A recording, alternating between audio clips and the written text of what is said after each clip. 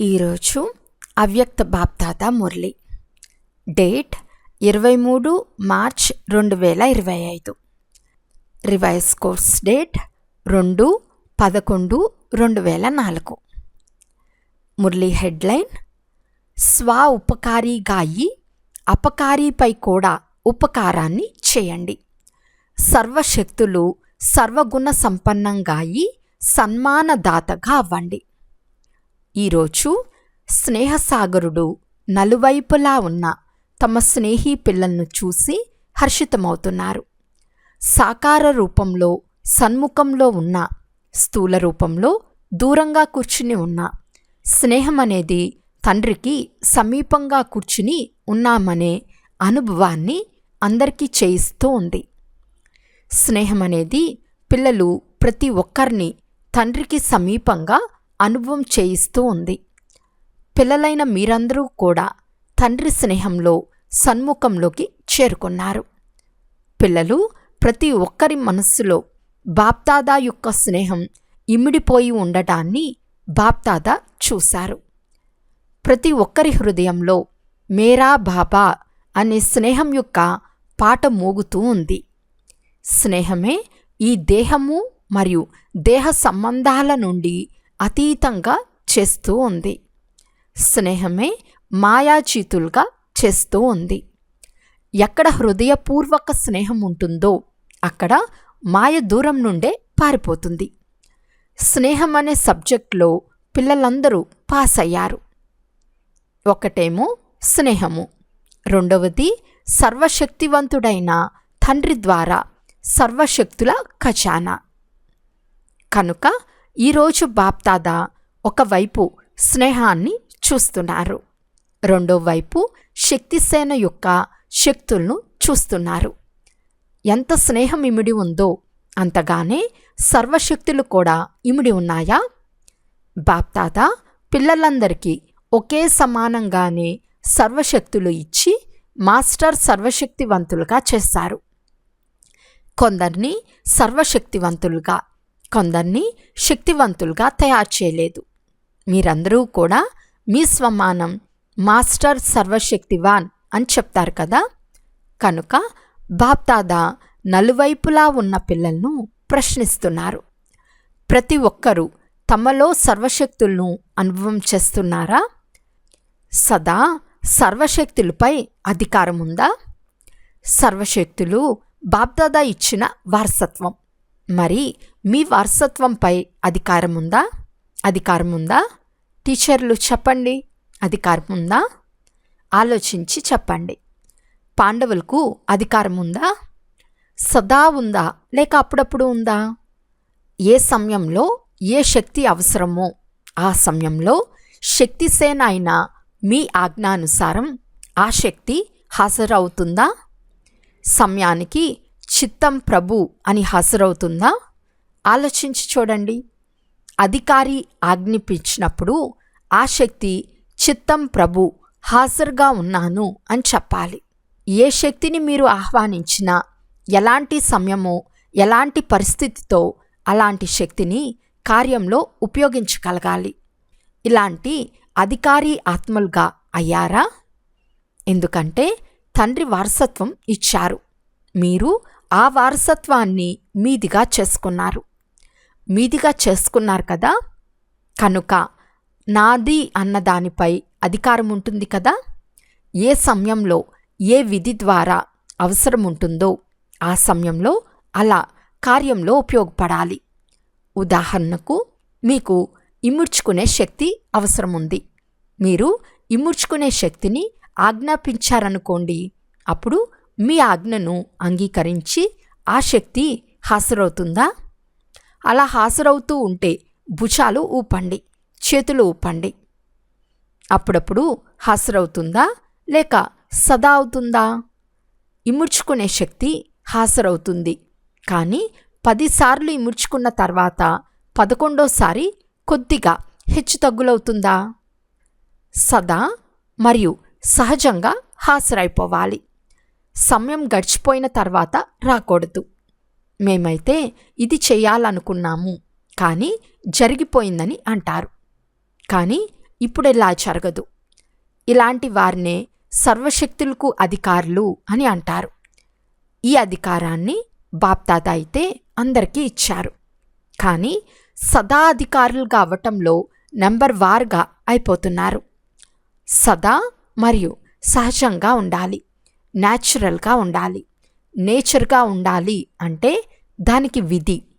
ఎలాగైతే తండ్రిని ప్రభువు అని కూడా అంటారు కదా, ప్రభువు హాజరుగా ఉన్నారని అంటారు.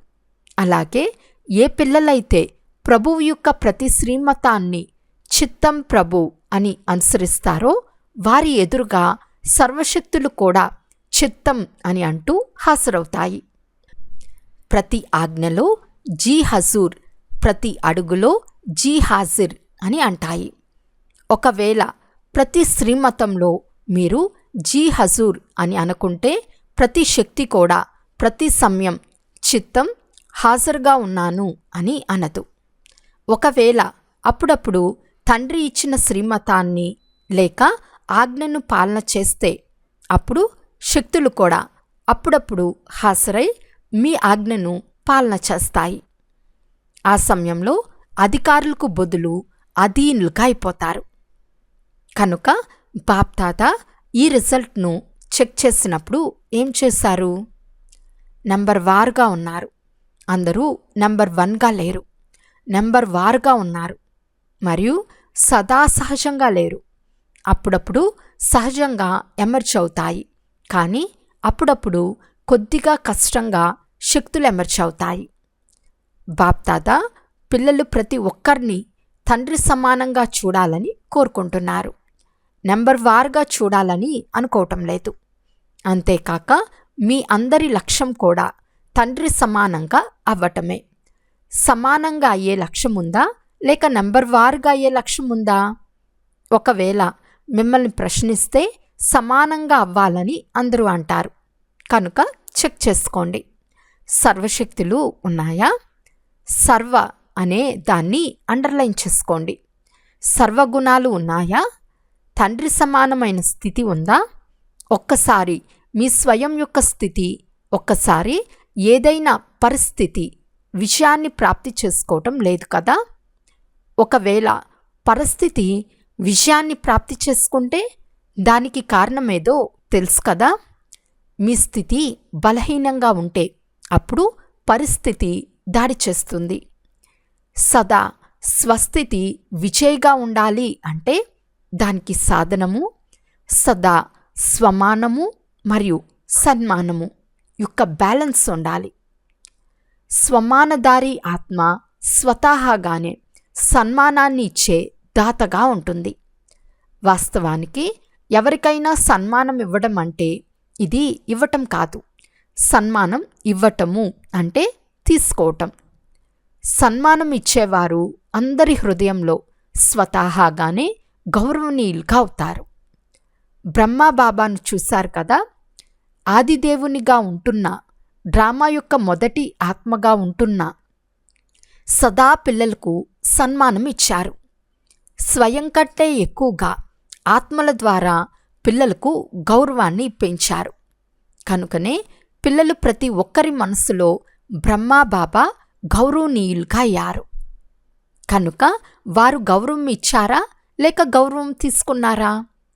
గౌరవం ఇవ్వటం అనగా ఇతరుల హృదయంలో హృదయపూర్వక స్నేహము అనే బీజాన్ని నాటటం.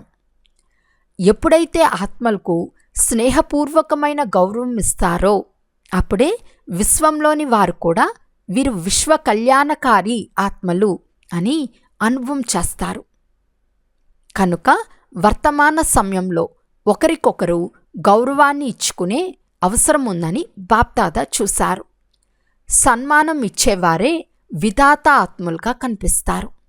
సన్మానం ఇచ్చేవారే బాప్దాదా యొక్క శ్రీమతాన్ని అంగీకరించే ఆజ్ఞాకారి పిల్లలు. సన్మానం ఇవ్వటమే ఈశ్వరీయ పరివారం యొక్క హృదయపూర్వక ప్రేమ. సన్మానం ఇచ్చేవారు సహజంగానే స్వమానంలో స్థితమవుతారు. ఎందుకంటే ఏ ఆత్మకైతే సన్మానం ఇస్తారో ఆత్మల ద్వారా హృదయపూర్వక ఆశీర్వాదాలు ఏవైతే లభిస్తాయో ఆ ఆశీర్వాదాల బండారము సహజంగా మరియు స్వతహాగానే స్వమానాన్ని స్మృతిప్పిస్తాయి. కనుక బాప్దాదా నలువైపులా ఉన్న పిల్లలకు విశేషంగా సన్మానదాతగా అవ్వండి అని అండర్లైన్ చేస్తున్నారు. బాప్దాదా వద్దకు ఎలాంటి పిల్లలు ఎలా వచ్చారు? బలహీనంగా వచ్చారు, సంస్కారాలకు వశమై వచ్చారు, పాపాల బరువును తీసుకుని వచ్చారు, కఠిన సంస్కారాలను తీసుకుని వచ్చారు. అయినా కూడా బాప్దాదా పిల్లల ప్రతి ఒక్కరిని ఏ దృష్టితో చూశారు? నా అపురూపమైన అల్లారు ముద్దు పిల్లలు, ఈశ్వర్య పరివారానికి చెందిన పిల్లలు అని సన్మానం ఇచ్చారు. కనుకనే మీరు స్వమానదారులుగా అయిపోయారు. కనుక అలా తండ్రిని అనుసరించండి. ఒకవేళ సహజంగా సర్వగుణ సంపన్నంగా అవ్వాలి అనుకుంటే సన్మానదాతగా అవ్వండి. అర్థమైందా? సహజమే కదా? సహజమా లేక కష్టమా? టీచర్లు ఏమని భావిస్తున్నారు? సహజమేనా? కొందరికి ఇవ్వటం సహజంగా, కొందరికి ఇవ్వటం కష్టంగా అనిపిస్తుందా? లేక అందరికీ ఇవ్వటం సహజం అనిపిస్తుందా? మీ టైటిల్ సర్వుల ఉపకారులు. అపకారం చేసేవారిపై కూడా ఉపకారం చేసేవారు. కనుక సర్వులపై ఉపకారీ దృష్టి, వృత్తి, స్మృతి ఉంటుందా అని చెక్ చేసుకోండి. ఇతరులపై ఉపకారం చేయటము అంటే స్వయంపై ఉపకారం చేసుకోవటమే. కనుక ఏం చేయాలి? సన్మానం ఇవ్వాలి కదా. అప్పుడు వేరువేరు విషయాలను ధారణ చేసేందుకు ఏదైతే శ్రమ చేస్తారో దాని నుండి విడుదలైపోతారు. ఎందుకంటే సమయం యొక్క వేగం తీవ్రంగా ఉందని బాప్దాదా చూస్తున్నారు. సమయం ఎదురు చూస్తూ ఉంది. కనుక మీరందరూ ఏర్పాట్లు చేసుకోవాలి. సమయం యొక్క ఎదురుచూపును సమాప్తం చేయాలి. ఏ ఏర్పాట్లు చేసుకోవాలి? మీ సంపూర్ణత మరియు సమానత యొక్క వేగాన్ని తీవ్రం చేసుకోవాలి. చేస్తున్నాము అని కాదు, తీవ్రగతిని చెక్ చేసుకోండి. తీవ్రగతి ఉందా? కొత్త కొత్త పిల్లలు కూడా స్నేహంతో వచ్చి చేరుకున్నారు. బాప్దాదా కొత్త కొత్త పిల్లలను చూసి సంతోషిస్తున్నారు. మొదటిసారి వచ్చిన వారు చేతులెత్తండి. చాలామంది ఉన్నారు. తండ్రి ఇంటికి వచ్చారు, మీ ఇంటికి వచ్చారు, భలే రండి, శుభాకాంక్షలు, మంచిది. సేవా టర్న్ కర్ణాటకది. కర్ణాటక వారు నిలబడండి. సేవ యొక్క గోల్డెన్ ఛాన్స్ లభించినందుకు శుభాకాంక్షలు. చూడండి, మొదటి నంబర్ తీసుకున్నారు కనుక మొదటి నంబర్లోనే ఉండాలి కదా. పురుషార్థంలో విజయులుగా అవ్వటంలో అన్నిట్లో మొదటి నంబర్ తీసుకోవాలి. రెండవ నంబర్ తీసుకోకండి, మొదటి నంబర్ తీసుకోండి. ధైర్యం ఉందా? ధైర్యం ఉందా? మీరు ధైర్యం చేస్తే తండ్రి వేల రెట్లు సహయోగాన్ని ఇస్తారు. మంచి అవకాశం తీసుకున్నారు.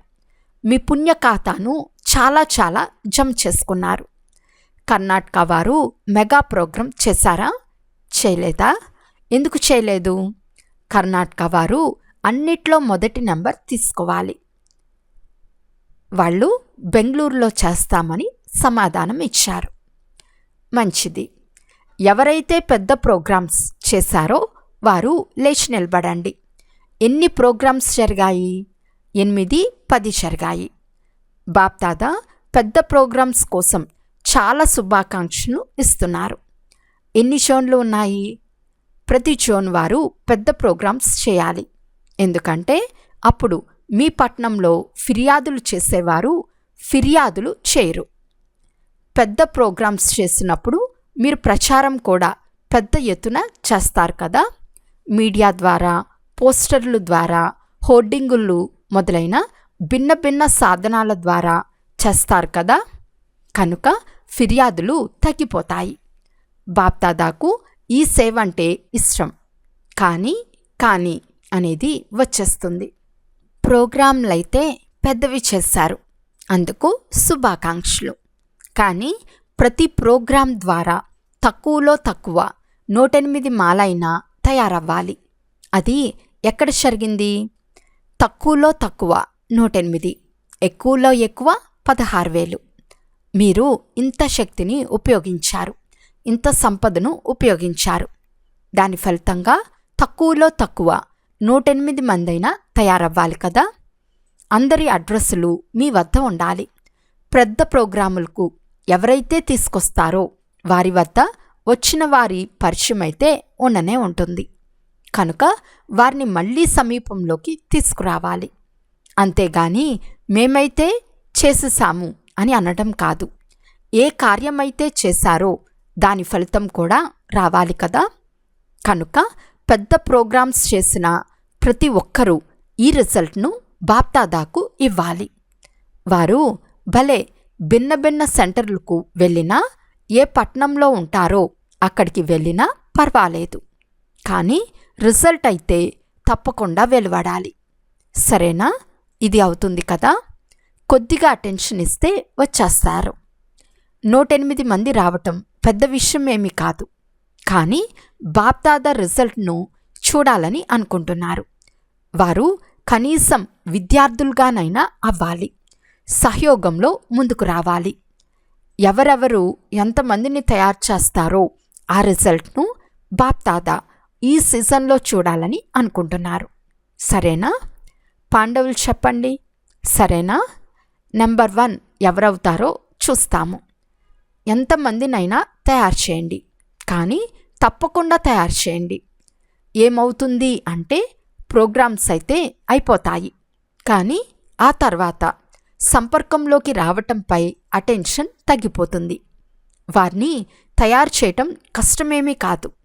ఇకపోతే పిల్లల ధైర్యం చూసి బాప్దాదా సంతోషిస్తున్నారు. అర్థమైందా? మంచిది. బాబా డ్రిల్ చేయిస్తున్నారు.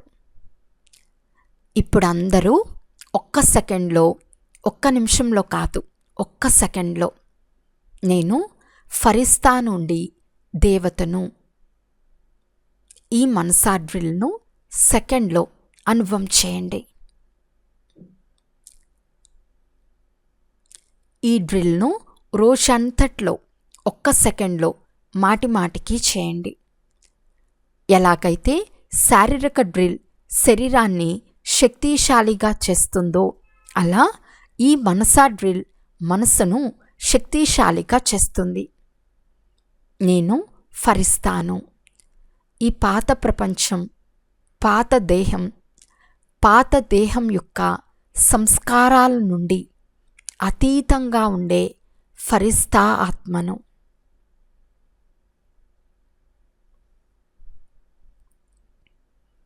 అచ్చా, బాప్దాదా అందరికీ యాద్ ప్యార్ చెప్తున్నారు.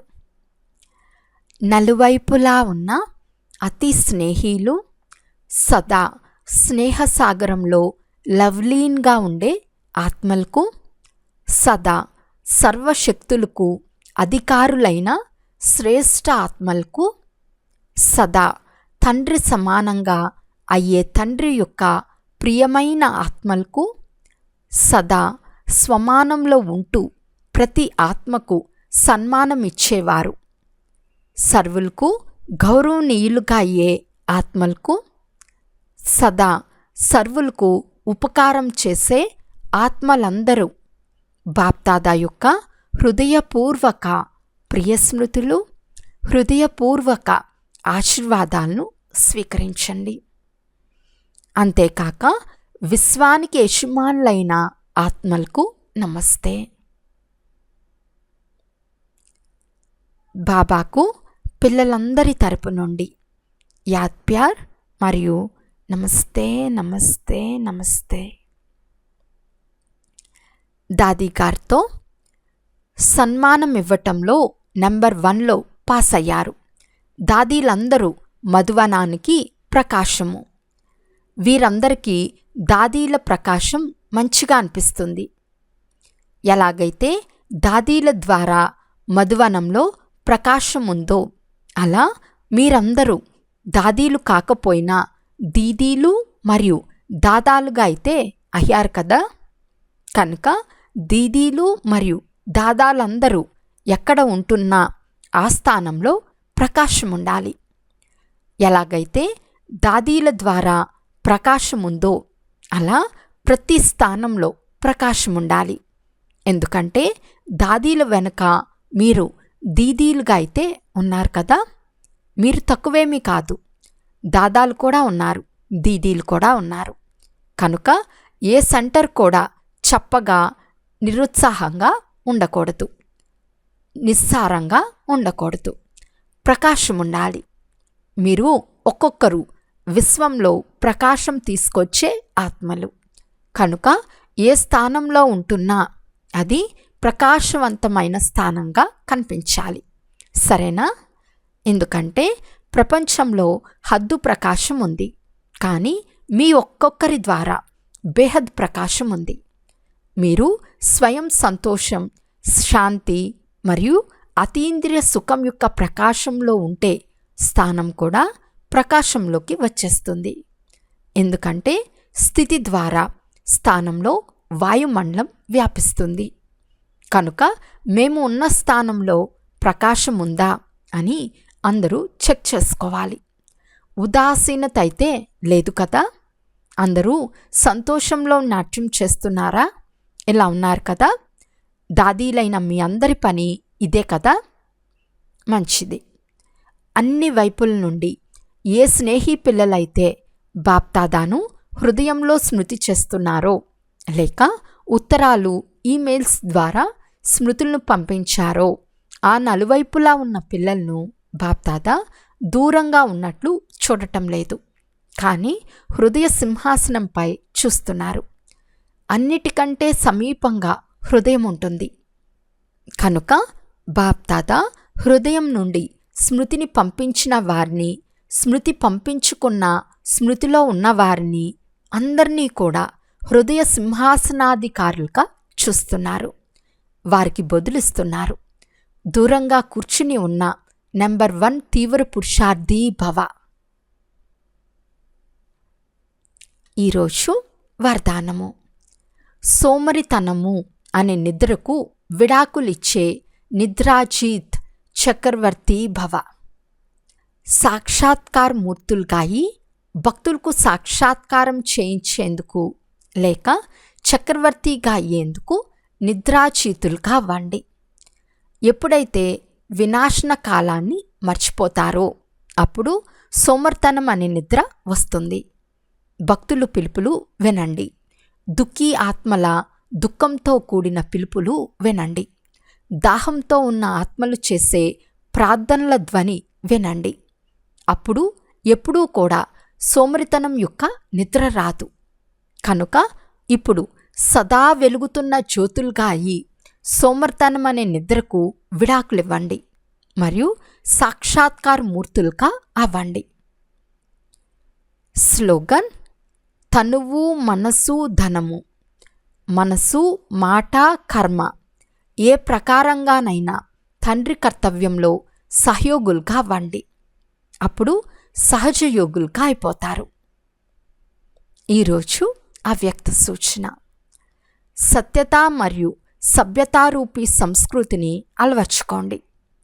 ఎలాగైతే తండ్రిని గాడ్ ఈజ్ ట్రూత్ అని అంటారు కదా. సత్యమే తండ్రికి ప్రియమైనది. సత్యమైన హృదయంపై సాహిబ్ రాజీ అవుతారు. కనుక హృదయ సింహాసనాధికారి సర్వీసబుల్ పిల్లల సంబంధ సంపర్కంలో ప్రతి సంకల్పము మరియు మాటల్లో సత్యత మరియు శుద్ధత కనిపిస్తుంది. వారి ప్రతి సంకల్పము, ప్రతి మాట సత్యంగా ఉంటుంది. అచ్చా. ఓం శాంతి.